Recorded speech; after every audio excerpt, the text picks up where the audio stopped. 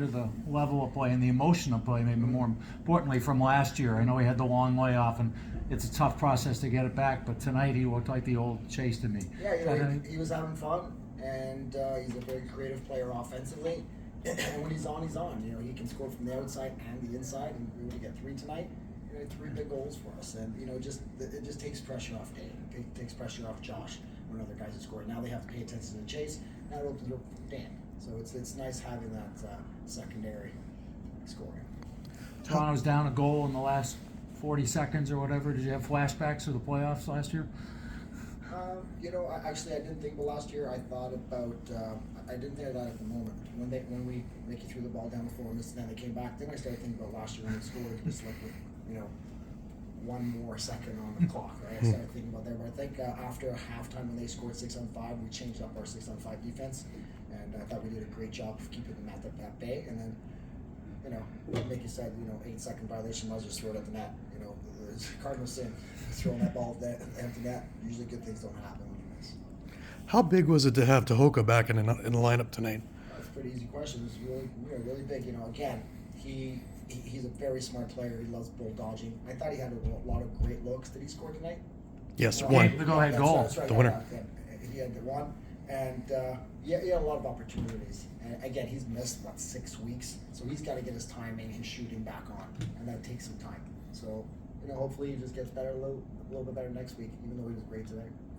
On Ian's goal, you were pointing at the penalty box to watch the guy come out. Was that a bit of a drawn-up play at all, or was it's not. The play is the play that we have in our system, but it was just a matter of when to use it, or even to use it because he's coming out of the box, and we risk shooting the ball, missing, and then getting a breakaway like that happened the one time. So we didn't want that to happen again. Mm-hmm. But Mickey made a great lacrosse play, a great lacrosse play. The guy overplayed him. He stuck around him. He was very patient. He buried it short side. In that situation, you want to give a breakaway when you have the power play. So either you go early or you don't shoot at all.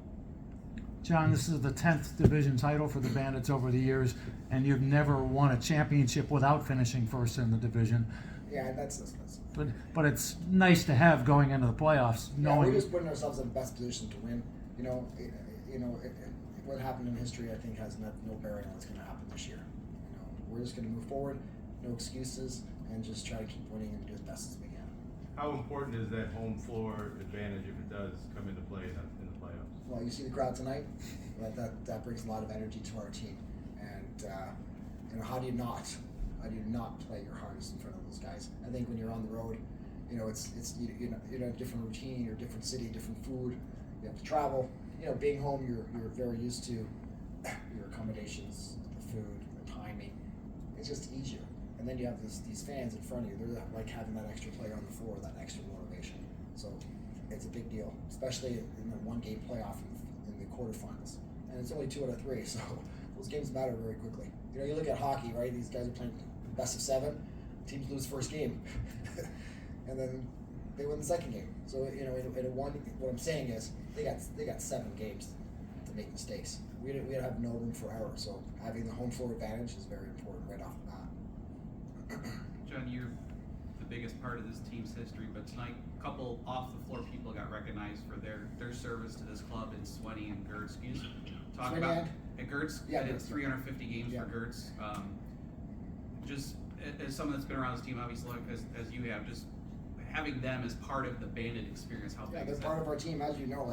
Chris obviously is more recognized in game as he gets the crowd going, and he's been doing it for 30+ years, and comes up with great names, nicknames, expressions for guys, and he gets the crowd going. He does a great job of it, and he's very professional about it. Over the years, there's been arenas where they've had announcers that are maybe a little bit insulting to some of the visiting players. Chris has always been a true professional, and his son Brett's a big part of our team, and we love having them around him.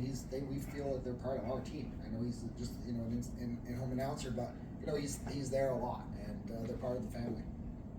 And same with Gertz. Gertz, you don't see him in home, but he travels with us. He is not afraid to give us some insights on the game and tell us what he thinks, and he's great at having as well.